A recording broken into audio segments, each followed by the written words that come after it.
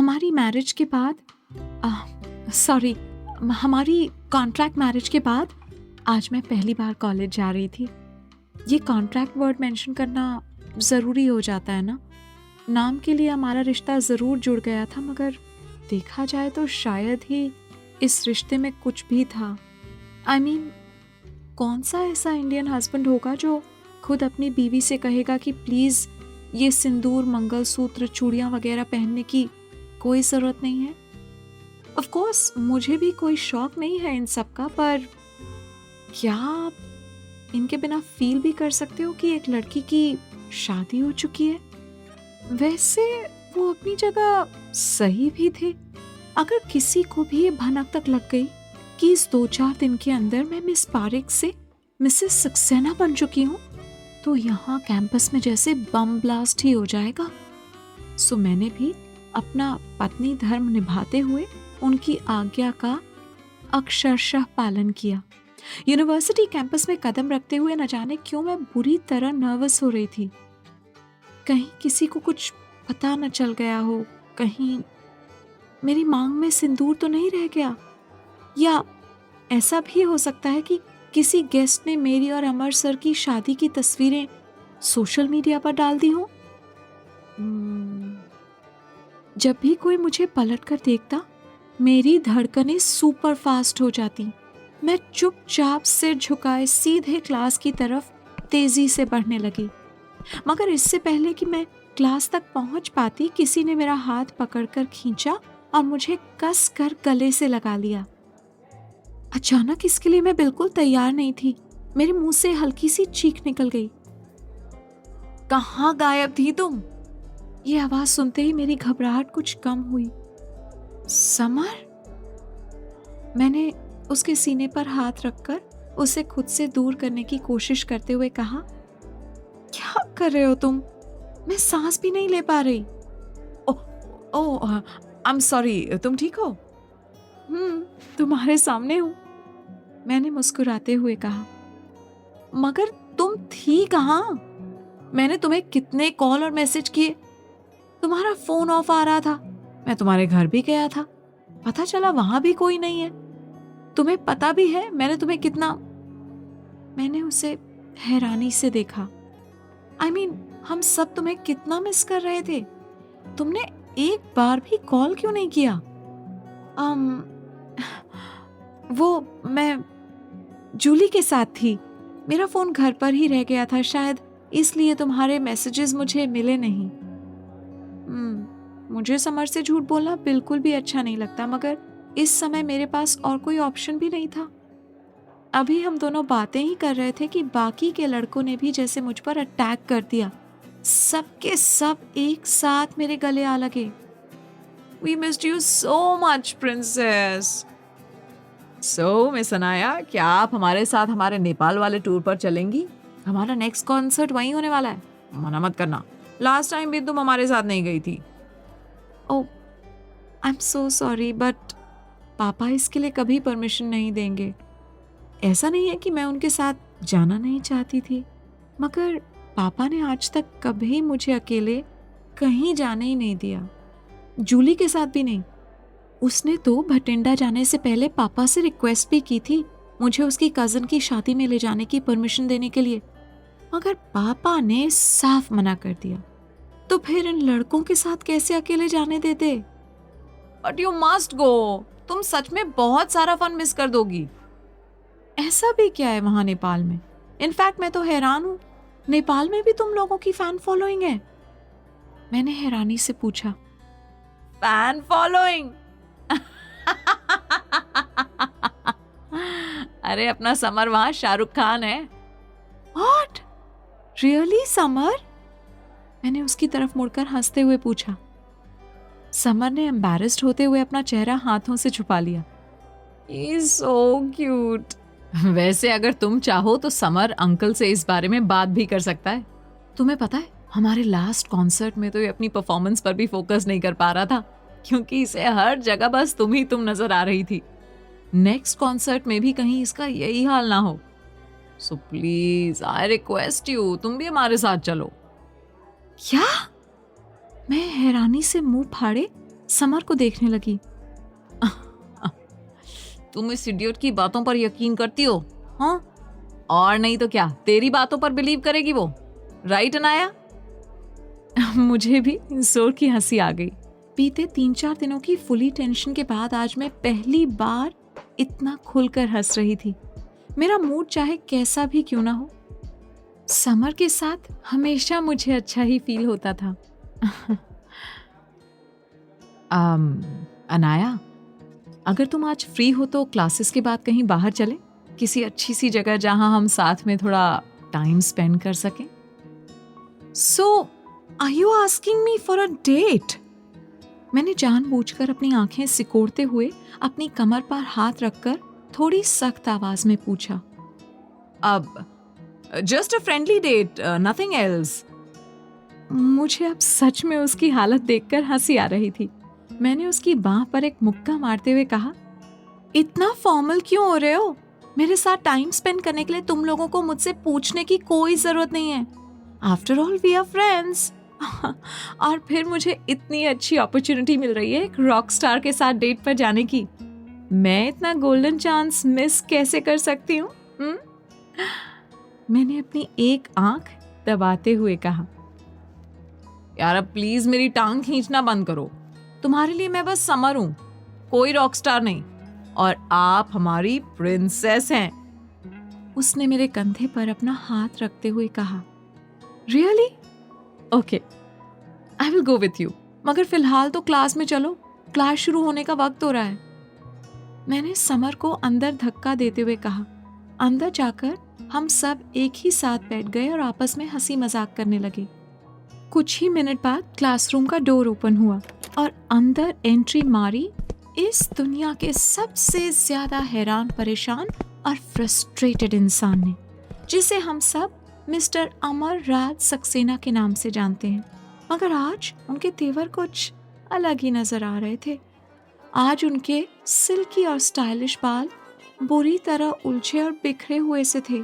उनकी आंखें गुस्से से लाल नजर आ रही थीं और अपनी मुट्ठियां भींचते और दांत पीसते से वो ब्लैकबोर्ड के सामने जाकर रुक गए। ऐसा लग रहा था जैसे ऑफिस में बैठकर सुबह से ही गुस्से में वो अपने बाल नोच रहे थे। वैसे ये सच भी हो सकता है। This man is always ahead of my mind, you know. मगर अभी कुछ घंटों पहले तक तो वो एकदम नॉर्मल थे, इतने प्यार से मुझसे बातें भी कर रहे थे। फिर अचानक से ऐसा क्या हो गया? पता नहीं ये जूली की बच्ची कहाँ रह गई। उसे अपने प्यारे अमर सर का ये रूप जरूर देखना चाहिए था। मे बी उसके बाद वो इनको स्वीट और क्यूट जैसे लफ्जों से नवाजना बंद कर दे। सर ने अपने हाथ में पकड़ी फाइल्स सामने पड़े टेबल पर जोर से पटक दी और फ्रस्ट्रेशन से अपने बालों में एक बार हाथ फेरते हुए एक गहरी सांस ली, मानो खुद को कंट्रोल करने की कोशिश कर रहे हों। अब मैं पहले ही क्लियर कर दूं कि आज मैं आप सबके साथ उलझने के मूड में बिल्कुल नहीं हूं, इसलिए बेहतर होगा आप खुद ही क्लास के अंदर डिसिप्लिन मेंटेन करें और जो कुछ भी मैं पढ़ा रहा हूं उस पर कंसंट्रेट करें। अदरवाइज मैं आपको क्लास से बाहर निकाल दूंगा।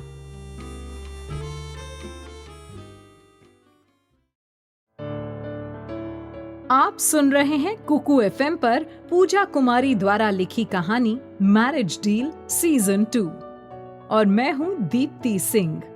कुकू एफएम, सुने जो मन चाहे।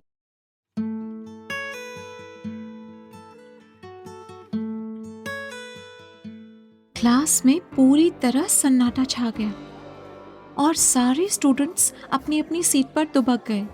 अभी अपने सामने बैठे स्टूडेंट के पीछे झुककर छुपने की कोशिश करते हुए धीमी आवाज में बोला, आज इसको क्या हुआ है सुबह सुबह? बच्चों की जान लेगा क्या? रात को बेड पर उल्टा सो गया होगा, खाना हजम नहीं हुआ होगा शायद। हम सबको ही उसकी इस बात पर बहुत तेज हंसी आ रही थी। इस वक्त अगर सर की नजर हम पर पड़ जाती तो डेफिनेटली वो हम सबको ही उठाकर बाहर फेंक देते। सो मैंने समर के पैर पर पैर मारते हुए इशारा किया कि वो चुप होकर सामने कंसंट्रेट करे और हम सबको हंसाना बंद करे। उसने धीरे से सॉरी बोलते हुए अपने कानों को छू लिया और सामने देखने लगा। तो फाइनली सर ने ब्लैक बोर्ड पर नंबर्स और लेटर्स के बीच जंग छेड़ दी थी। पता नहीं वो क्या कुछ समझा रहे थे। मुझे तो वैसे भी उनका एक भी लेक्चर समझ में नहीं आता था। पूरी क्लास बोर्ड पर ध्यान लगाए चुपचाप उनकी बात सुन रही थी और मैं अपने कानों को बंद किए अपने हस्बैंड को ताड़ रही थी। उनकी क्लास में वैसे भी यही मेरा फेवरेट काम था। आज सुबह उन्होंने जैसे मुझसे बात की थी उसके बाद से मेरे परसेप्शंस उनके लिए कुछ कुछ बदलने लगे थे। I mean, इतने भी बुरे नहीं हैं वो, मगर ये अचानक मेरी तरफ देखकर क्यों बोल रहे हैं? शायद वहम होगा मेरा। लेकिन जब लगातार वो मेरी तरफ ही देखते रहे तो मैं जैसे एक झटके से अपने ख्यालों से बाहर आई और अपने कानों पर से हाथ हटाया। मिस पारिक, मैं आपको कब से आवाज दे रहा हूँ, ध्यान कहाँ है आपका? मैंने कोई जवाब नहीं दिया और चुपचाप खड़ी रही, अमर चौक पीस मेरी तरफ बढ़ाते हुए। Come and solve this equation. कौन? मैंने अचकचाते हुए उनसे पूछा। वो सच में बहुत सीरियस नजर आ रहे थे। Is there another Miss Anaya Parekh present here? No. Then why are you asking? Okay fine. मैंने अब तक इस आदमी के बारे में जितने भी अच्छे वर्ड्स कहे थे मैं वो सब अभी के अभी वापस देती हूँ। ये आदमी जल्लाद के अलावा और कुछ नहीं है, कभी हो भी नहीं सकता। कभी कभी तो मेरे मन में आता है मैं भी अपने माथे पर लिखवा लूं, मेरा हस्बैंड जल्लाद है। वो भी ये बात बहुत अच्छे से जानते हैं कि मैं मैथ्स में वीक हूँ। इसके बावजूद वो मुझसे इक्वेशन सॉल्व करवाना चाहते हैं, वो भी पूरी क्लास के सामने, ब्लैक बोर्ड पर। हाँ ठीक है, वो पूरी क्लास के सामने मेरी इंसल्ट करते हैं, मुझे हमेशा डांटते रहते हैं। उससे भी उनका मन नहीं भरता तो मुझे अपने ऑफिस में बुलाकर भी लेक्चर दे देते हैं, मगर फिर भी आज से पहले तो कभी उन्होंने मुझसे बोर्ड पर कोई इक्वेशन सॉल्व नहीं करवाया था। तो फिर आज किस बात की सजा मिल रही थी मुझे? मैं सामने आई और उनके हाथ से वो चॉक पीस और डस्टर ले लिया। इस वक्त मैं इतनी नर्वस थी कि मेरा दिमाग बिल्कुल ही काम नहीं कर रहा था। मैंने एक नज़र अपने सामने बोर्ड पर डाली, इतने सारे नंबर्स और उससे भी कहीं ज़्यादा ब्रैकेट्स। मगर इससे कहीं ज़्यादा अनकंफर्टेबल मुझे मेरे पीछे से घूरती सबकी नजरें कर रही थी। अमर सर भी वहीं पर हाथ बांधे खड़े मेरी तरफ देख रहे थे। मुझे देर करते देख उन्होंने टोका, I'm waiting, Miss Parekh. उनकी आवाज सुनकर मेरा मन हुआ वहीं पर उनको पकड़कर अपने हाथ में पकड़ा डस्टर उनके मुंह में ठूस दूं, ताकि कम से कम कुछ देर तो वो चुप रहे।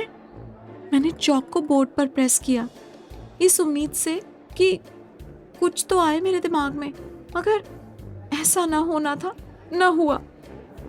दिमाग में कुछ आता भी कहाँ से? इतनी सी देर से वो जो कुछ भी बोल रहे थे उनमें से एक भी वर्ड मैंने नहीं सुना था। सो मुझे ज़रा सा भी आइडिया नहीं था इस इक्वेशन को सॉल्व कैसे करना है। जब मुझे कुछ नहीं सूझा तो आखिर में मैंने अपनी आंखें बंद करते हुए एक गहरी सांस भरी और सर की तरफ मुड़ते हुए कहा, ये मुझसे सॉल्व नहीं होगा, आई एम सॉरी। क्या मैं पूछ सकता हूँ क्यों? हाँ, क्योंकि जब आप किसी प्रॉब्लम को क्रिएट करते हैं तो वो आपको सॉल्व भी खुद करनी चाहिए।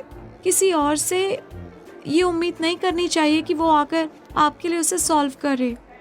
बता दूं, ये लाइंस मैंने एक नामी गिरामी मोटिवेशनल स्पीकर की स्पीच में से चुराई थी। क्या पता इसे सुनने के बाद इस जल्लाद की भी आत्मा उसे अंदर से पकड़कर झकझोरे और वो मुझ नन्ही जान पर अत्याचार करना बंद करके खुद इसे सॉल्व कर दे। उनके चेहरे पर एक स्माइल आ गई, मगर मुझे उसमें सार्काज़म ज्यादा दिख रहा था। मेरे ठीक सामने आकर खड़े होते हुए वो बोले, मिस पारेख, ये मोटिवेशनल लेक्चर देने की बजाय आप सीधे सीधे क्यों नहीं मान लेती कि आपका ध्यान कहीं और था? जाहिर है आपने 1% भी मेरी कही बातों को नहीं सुना है। मुझे उनकी बात सुनकर अब सच में गुस्सा आने लगा था। फाइन, नहीं सुन रही थी मैं, कहीं और ध्यान था मेरा। Now happy? मैंने गुस्से में डस्टर डेस्क पर पटकते हुए कहा। वाई? क्योंकि मुझे नहीं सुनना आपका लेक्चर, मैंने इरिटेट होते हुए कहा। Again why? मैंने गुस्से में गहरी सांस ली और सीधा उनकी आंखों में देखते हुए बोली, because I don't need to listen you, क्योंकि मैं इंडिया के टॉप क्लास बिजनेसमैन की बेटी हूँ, क्योंकि मैं पूरे जेपी कॉर्पोरेशन की इकलौती वारिस हूँ। और आज मुझे यहाँ सबके सामने ये बात कहते हुए जरा सी भी हिचक नहीं है कि मैं इस क्लास में मौजूद हर स्टूडेंट से कहीं ज्यादा पैसा, पावर और पोजीशन रखती हूँ। जब मैं पहले से जानती हूँ कि मेरा फ्यूचर सिक्योर है, तो फिर मैं इन फिजूल के नंबर्स, अल्फाबेट्स और ब्रैकेट्स के साथ अपना सिर क्यों कपाऊं? ये सब कहते हुए गुस्से के कारण मेरी सांसें तेज होने लगी थी। बेशक मैंने ये सब गुस्से में कहा था, मगर बात 16 आने सच थी। पूरे क्लासरूम में फुसफुसाहटें होने लग गई थी। उनमें से कुछ जो स्वघोषित रईस की औलादें थीं, सब मुझे इस वक्त खा जाने वाली नजरों से देख रहे थे। बताने की जरूरत नहीं है कि उन लोगों में मिस्टर अमर राज सक्सेना यानी मेरे सो कॉल्ड हस्बैंड भी शामिल थे। उन्होंने गुस्से में मेरा हाथ पकड़ लिया। मैं उनकी इस अचानक की पकड़ से पूरी तरह कसमसा गई। उनकी जलती हुई नज़रों में मुझे इस वक्त सिवा गुस्से और नफरत के और कुछ नज़र नहीं आ रहा था। मुझे यकीन नहीं हो रहा था कि ये वही इंसान है जो सुबह मुझसे इतने प्यार से बातें कर रहा था, और अभी एक पल में कोयल ते दूजे पल में कौआ। उनकी नजरें एक पल को मुझ पर से फिसली और क्लास में बैठे दूसरे स्टूडेंट्स की तरफ गई। सभी हैरानी से मुंह फाड़े हमें इस तरह लड़ते देख रहे थे। सर ने तुरंत मेरा हाथ छोड़ दिया। Come to my office after class, Miss Parekh. I really need to talk to you. Now go and take your seat. Sure, sir. मैं भी आपके मुंह से बस यही लाइन सुनने के लिए वेट कर रही थी। मैंने भी उनको गुस्से से भरी एक नकली मुस्कान देते हुए कहा और अपनी सीट की तरफ बढ़ गई। मैंने महसूस किया पूरी क्लास की नजरें इस वक्त मुझ पर ही जमी हुई थी। मैंने सबको इग्नोर किया और वापस आकर समर के पास बैठ गई। उसने अपनी आईब्रो उठाते हुए मुझे हैरानी से देखा, मानो पूछ रहा हो क्या था ये सब।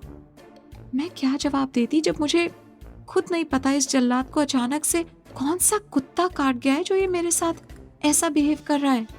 जस्ट इग्नोर हिम, मैंने मुस्कुराने की कोशिश करते हुए कहा और इस बार केयरफुली अपनी नजरें सामने की तरफ जमा दी, जहां सर खड़े होकर अब तक मुझे घूर रहे थे। मुझे दोबारा पूरी क्लास के सामने अपनी इंसल्ट कराने का कोई शौक नहीं था। इस आदमी का कोई भरोसा नहीं, कब ये दोबारा मुझे सामने बुलाकर कोई और क्वेश्चन सॉल्व करने को कह दे। So it's better to pay attention from now.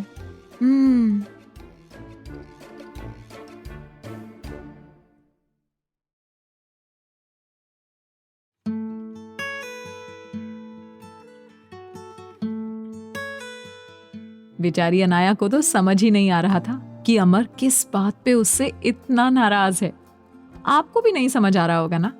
कोई बात नहीं, मैं हूं ना आपकी नायरा। मैं सारे राज पर से पर्दा हटाती चलूंगी।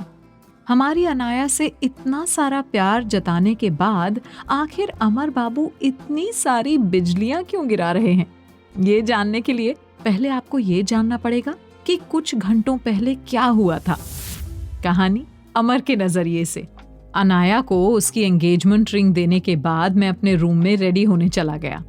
करीब आधे घंटे बाद मैं ब्रेकफास्ट के लिए नीचे हॉल में चला गया। मैंने घड़ी की तरफ नजर डाली, 8:30 हो रहे थे। तनु अपने नए एड की शूटिंग के लिए जा चुकी थी और डैड ऑफिस निकल चुके थे। मॉम शायद अपने रूम में थी। विनोद, मुझे देर हो रही है, मेरा ब्रेकफास्ट। मैंने अपने हाउस स्टाफ को आवाज दी। मुझे ताज्जुब हुआ, ब्रेकफास्ट देने के बाद भी वो वहीं खड़ा है। मैंने पलट कर देखा और मुझे लगा जैसे मैं सपना देख रहा हूँ। मेरे सामने सिमरन खड़ी थी। आज ब्रेकफास्ट मैंने बनाया है, देखो सब तुम्हारी पसंद का है। मैं गुस्से में चेयर छोड़कर उठ खड़ा हुआ। मुझे सच में हैरानी हो रही थी, कल जो कुछ भी उसने किया उसके बाद भी वो यहाँ मेरे घर में मौजूद थी। तुम यहाँ क्या कर रही हो? मैंने भरसक अपने गुस्से को कंट्रोल करते हुए पूछा। जानती हूँ नाराज हो तुम मुझसे, मगर मैं क्या करती? मैं तुम्हें किसी और से शादी करते कैसे देख सकती थी?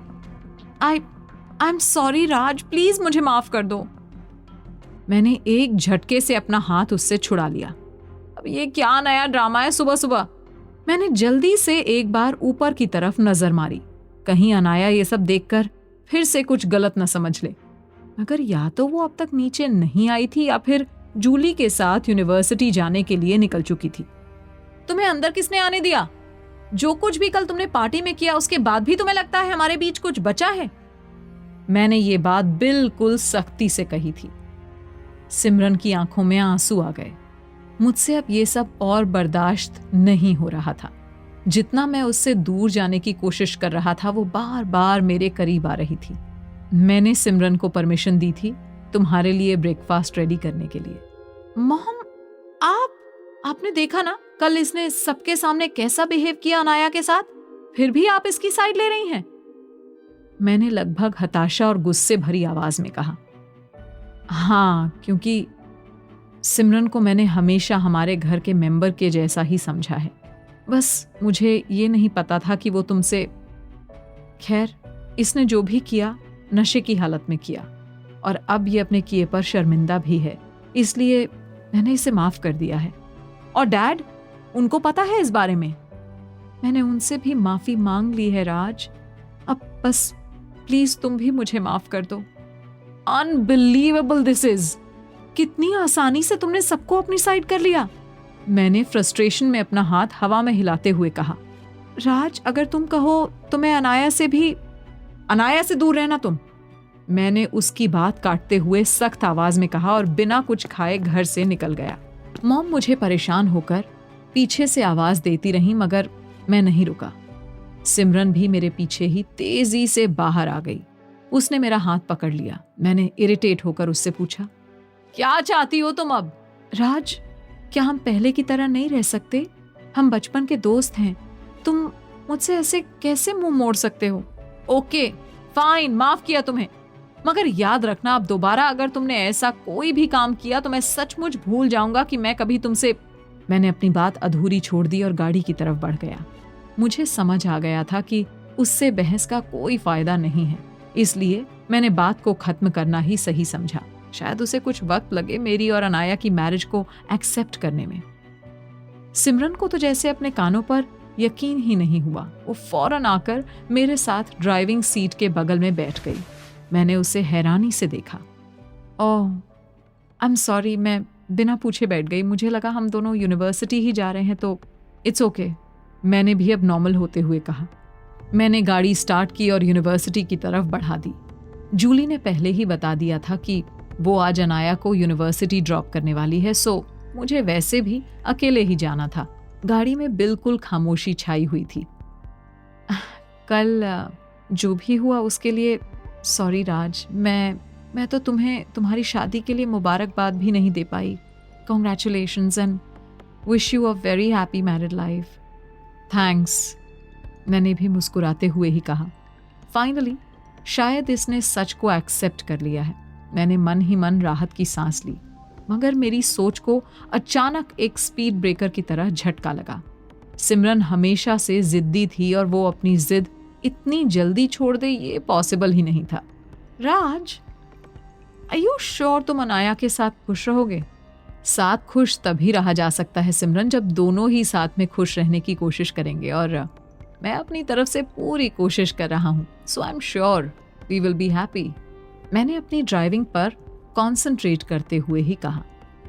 और अनाया, उसे देखकर तो बिल्कुल नहीं लगता कि वो भी उतनी ही कोशिश कर रही है। सिमरन, अनाया अभी छोटी है, उसके लिए ये सारी चीजें नई हैं, और फिर मैं भी नहीं चाहता कि अभी वो इन सब चीजों पर ध्यान दे। फिलहाल उसके करियर से ज्यादा इंपॉर्टेंट और कुछ नहीं है मेरे लिए। हाँ, उसे थोड़ा वक्त लगेगा, बट आई एम श्योर वो बहुत अच्छी वाइफ साबित होगी। That's exactly what I want to say. Anaya अभी बहुत छोटी है। She is a kind of immature girl. अभी वो अपने कॉलेज लाइफ में ही है, जबकि तुम वेल सेटल्ड हो। तुम दोनों कहीं से भी एक दूसरे की उम्मीदों पर खरे नहीं उतरते हो। इनफ सिमरन, क्या तुम इसलिए मेरे साथ आई थी कि तुम फिर से वही सब बातें शुरू कर सको? Why don't you understand? मैं बहुत आगे निकल चुका हूँ और अब वापस पीछे लौटना मेरे बस में नहीं है। इसी के साथ एक झटके के साथ मैंने ब्रेक मारा। हम लोग यूनिवर्सिटी पहुंच चुके थे। अब मैं सच में तंग आ गया था, सो मैंने एक झटके से अपनी साइड का दरवाजा खोला और बाहर आ गया। मगर बाहर जो कुछ भी मैंने देखा उसे देखकर मेरा गुस्सा दोगुना हो गया। सामने समर खड़ा था और उसने अनाया को कसकर अपनी बाहों में जकड़ रखा था। मेरी मुट्ठियां कस गईं। लाखों लड़कियां इस समर की दीवानी है, मगर फिर भी इसे हमेशा अनाया से ही आकर चिपकना रहता है। न जाने किस जन्म का बदला ले रहा था ये कमीना मुझसे। राज, आई एम सॉरी, अगर तुम्हें बुरा लगा तो मैं फिर कभी इस बारे में बात नहीं करूंगी। मगर मैं जैसे उसकी कोई बात सुन ही नहीं पा रहा था।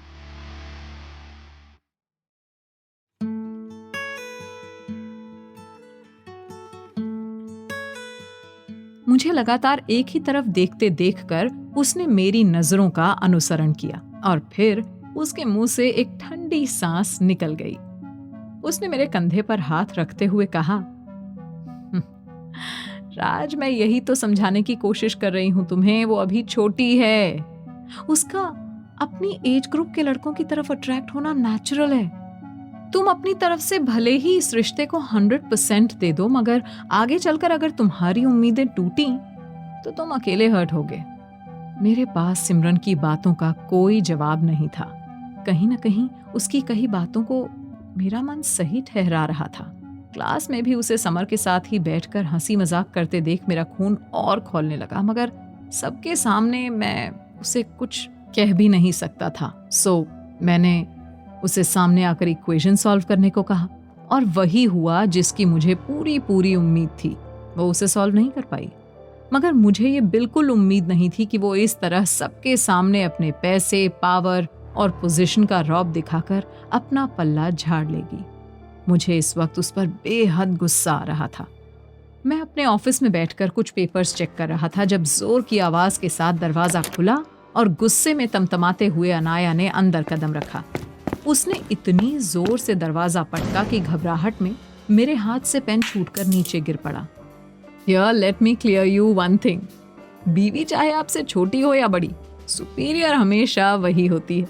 आप चाहे कितनी ही बड़ी पोजीशन पर क्यों ना बैठे हों, बीवी के सामने कुछ भी बोलने से पहले 100 बार सोचिए।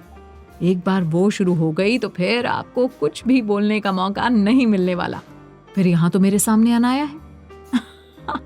शादी से पहले ही कभी उसने मुझे सीरियसली नहीं लिया, फिर अब तो इसका सवाल ही नहीं उठता था। उसने इतने खतरनाक तरीके से रूम में एंट्री मारी थी कि मेरा गला सूख गया। मैंने अंदर ही अंदर खुद को आने वाले तूफान के लिए तैयार करना शुरू कर दिया। आपकी प्रॉब्लम क्या है? मैंने जितना हो सका शांत आवाज में कहा। Sit down miss Parikh. Oh, I am sorry, आप तो अब मिसेस राज सक्सेना बन चुकी हैं। मैंने पेपर्स पर ही नजर गड़ाए हुए कहा। ओह, तो ये है आपकी असल प्रॉब्लम, हाँ? कि मैं अब मिसेस राज सक्सेना हूं। मैंने आपका सरनेम ले लिया। मैं अब आपके घर में रहने आ गई, तो इसलिए अब आप पूरी क्लास के सामने मेरी इंसल्ट करेंगे। कितने बड़े पापी हैं आप। What do you mean by पापी? तुम अगर क्लास में ध्यान नहीं दे रही थी तो उसमें भी मेरी गलती है, हाँ? मैंने झल्लाते हुए कहा। आपको पता भी है मुझे क्लास में आपकी एक भी बात समझ नहीं आती, फिर भी आपने मेरे साथ ऐसा किया। सिर्फ पापी नहीं है आप, अत्याचारी भी हैं। मैंने अपना सर पकड़ लिया। देखा, मैंने कहा था ना, वाइफ के सामने बोलने से पहले 100 बार सोचना चाहिए। नाराज मुझे होना था उससे, मगर उल्टा वो मुझ पर चिल्ला रही थी। मैंने ड्रॉअर से एक फाइल निकाली और उसे दिखाते हुए पूछा, What's this? और उसने एक झपट कर मेरे हाथ से वो फाइल छीन ली। कुछ पल उसके पन्ने पलटने के बाद वो वापस मेरी तरफ मुड़ती हुई बोली, क्यों? आपको नहीं दिखाई देता ये क्या है? मुझसे क्यों पूछ रहे हैं आप? अपना नया घर पसंद नहीं आया आपको? तो आपको डैड से शिकायत करनी चाहिए। मुझसे ऐसे क्यों बिहेव कर रहे हैं आप? ओह, तो तुम्हें पहले से पता था इस बारे में? मतलब एक मैं ही स्ट्रेंजर हूं जिसे बाहर वालों से पता चल रहा है इस बारे में? मैंने फाइल डेस्क पर पटकते हुए पूछा। बाहर वालों? हाँ, मुझे जूली ने आकर कांग्रेट्स किया हमारे नए घर के लिए। And I am worried now कि मुझे तुम्हारे साथ वहां उस घर में अकेले रहना होगा। आखिर मेरा गुस्सा बाहर आ ही गया। भले ही मैंने रीजन कुछ और दिया था, मगर मुझे गुस्सा अभी भी इसी बात पर था कि वो समर के साथ थी। तुम्हें कब से पता था इस बारे में? पहली बात तो ये कि जूली कोई बाहर की नहीं है। She is my best friend and dad ने सुबह ही बताया था मुझे इस बारे में। रियली? और तुमने मुझे इस बारे में बताना जरूरी तक नहीं समझा? मैंने गुस्से में अपना एक हाथ डेस्क पर रखते हुए पूछा। डैड ने मुझे कहा ये हमारी शादी का गिफ्ट है। मुझे लगा उन्होंने आपको बता दिया होगा, इसलिए मैंने बताना जरूरी नहीं समझा। या शायद आपको इस बात से जलन हो रही है कि उन्होंने आपसे ज्यादा अहमियत मुझे दी, और इसमें इतना ओवर रिएक्ट करने जैसा क्या है? वैसे भी हमारी शादी हो चुकी है और हम साथ ही रहते हैं। अनाया, हम बस नाम के ही मैरिड हैं, इस बारे में कोई नहीं जानता। क्या इतनी सी बात तुम्हारी समझ में नहीं आती? मगर मैं अभी भी आपके साथ आपके ही घर में रहती हूँ। वेट अ सेकंड, तो क्या अब आप मुझे घर से बाहर निकाल देंगे? हाँ, मुझे लगा ही था आप ऐसा कुछ करेंगे मेरे साथ। This is going nowhere. जब हम दोनों के मन में इस मैरिज के लिए कोई फीलिंग ही नहीं है, तो इस तरह सबसे अलग हमारे अकेले रहने का भी कोई मतलब नहीं है। मैंने देखा मेरी बात सुनकर उसका चेहरा मुरझा गया था। उसने कुछ कहने के लिए मुंह खोला, मगर बोलते बोलते रुक गई। आज सुबह के बाद मुझे लगा था कि आपको मेरे साथ नहीं रहना।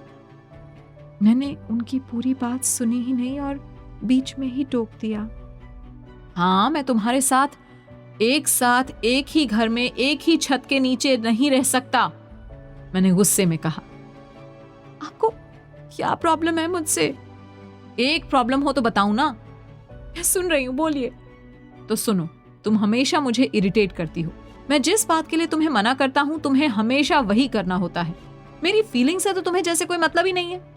ना तो तुम अपनी स्टडीज पर फोकस करती हो, ना क्लास में मेरी बातें सुनती हो। हर वक्त बस बच्चों जैसी जिद और मनमर्जी करनी होती है तुम्हें, और मैं ऐसी लड़की के साथ अपनी लाइफ नहीं बिता सकता।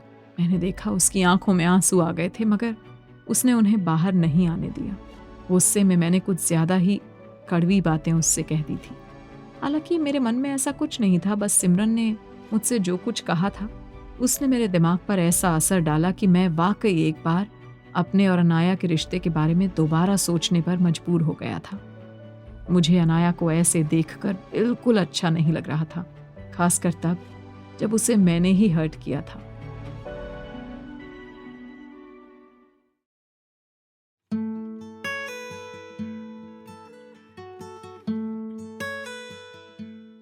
मुझे अनाया को ऐसे देखकर बिल्कुल अच्छा नहीं लग रहा था, खासकर तब जब उसे मैंने ही हर्ट किया था।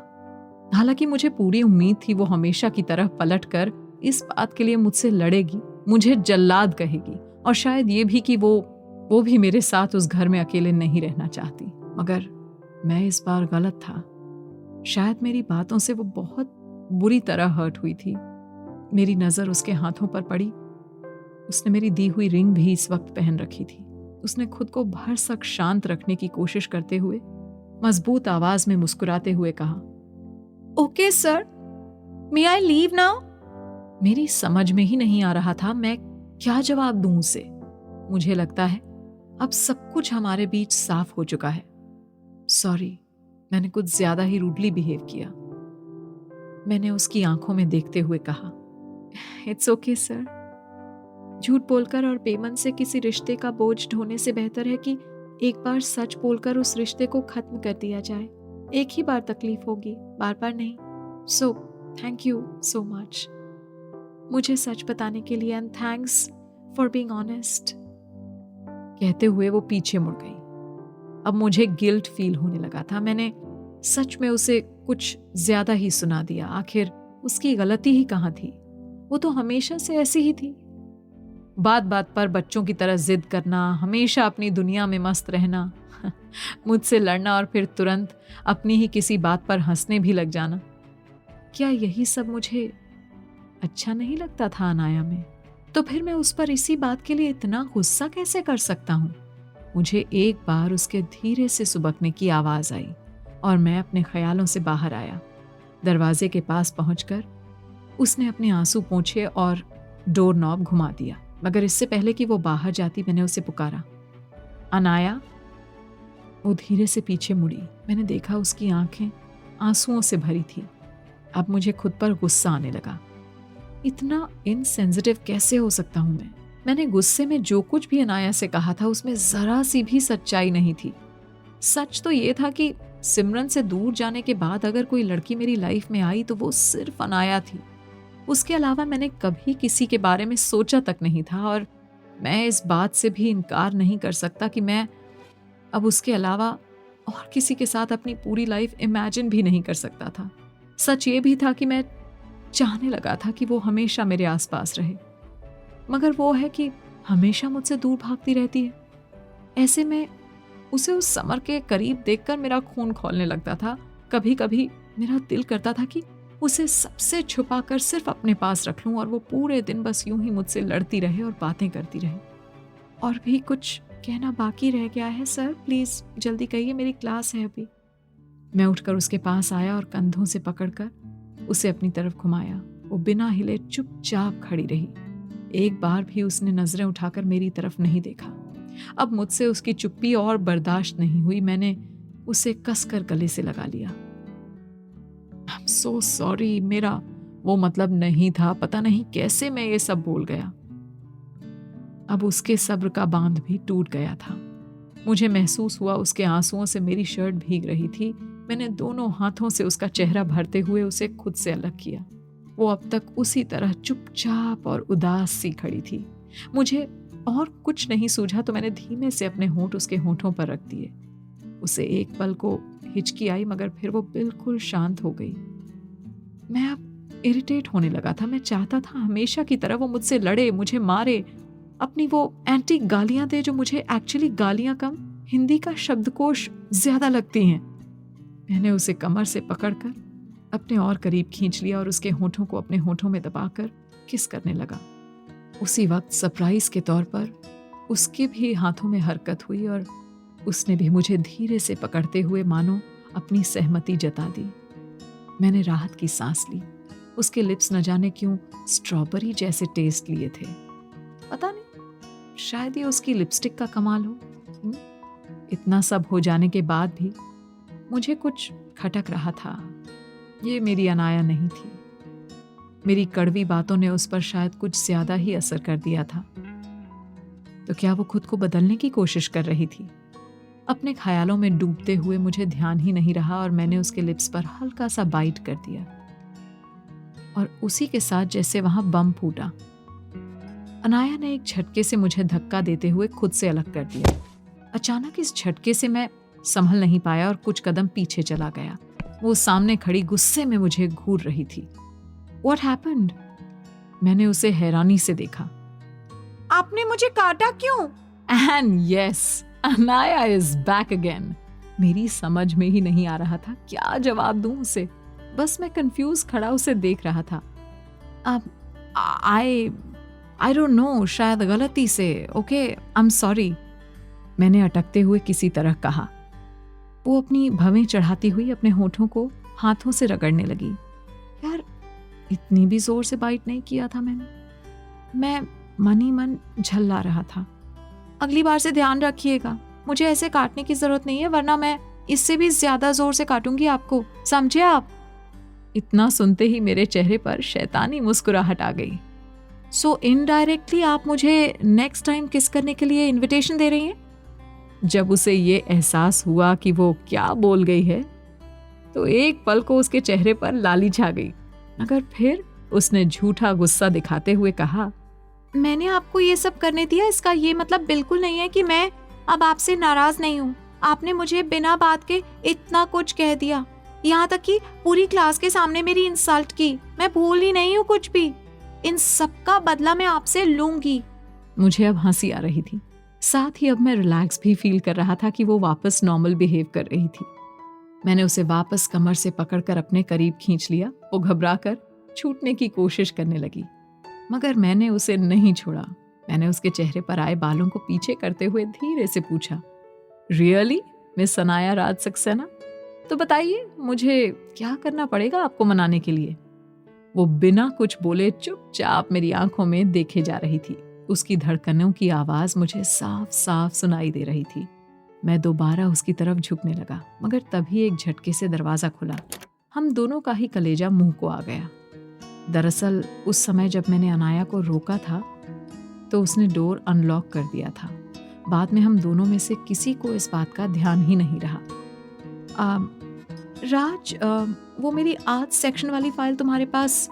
कहते हुए सिमरन ने अंदर कदम रखा और हमें ऐसे देखकर उसकी बात अधूरी ही रह गई। थैंक गॉड सिमी तुम हो, मैं तो सचमुच घबरा गया था। मैंने अनाया को जल्दी से खुद से दूर करते हुए कहा, मगर सिमरन अब भी शौक में खड़ी हम दोनों को देख रही थी। Good afternoon ma'am. अनाया की आवाज़ सुनते ही जैसे वो होश में आ गई। Good afternoon. हल्के से मुस्कुराने की कोशिश करते हुए सिमरन ने धीमे से कहा। आई एम सॉरी अगर मैंने डिस्टर्ब किया तो। वो मैं बस फाइल लेने आई थी। मैंने देखा उसकी आंखों में नमी सी तैर गई थी, जैसे उसे ये सब होने की बिल्कुल उम्मीद नहीं थी।